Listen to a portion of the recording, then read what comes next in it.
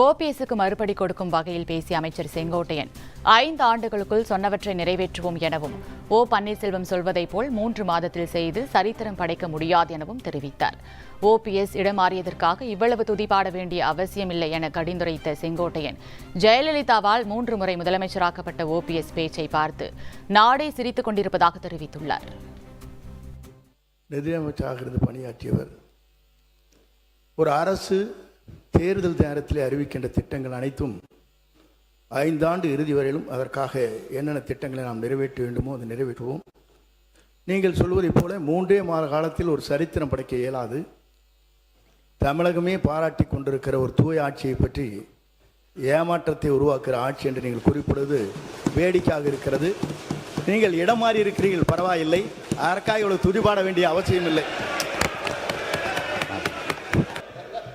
அந்த இடத்தை அவர்தான் முதலில் மாற்றியவர் என்பதை நான் இங்கு தெரிவித்துக் கொள்ள கடமைப்பட்டிருக்கிறேன்.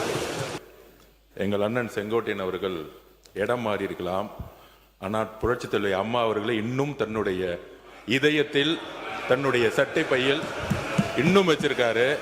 ஆனால் புரட்சித் தலைவி அம்மாவால் முதலமைச்சராக்கப்பட்டவர் இன்றைக்கு அவருடைய சட்டை பையில் யாரோட புகைப்படம் இருக்கிறது தமிழ்நாட்டு மக்களுக்கு தெரியும். மாண்பு பேரவைத் தலைவர் அவர்களை 3 முதலில் முதலமைச்சராக இருந்தவர் அம்மா காலத்தில். அவர் இப்போ அதை எப்படி பேசிக் கொண்டிருக்கிறார் என்பது நாடென்று சிரித்துக் கொண்டிருக்கிறது.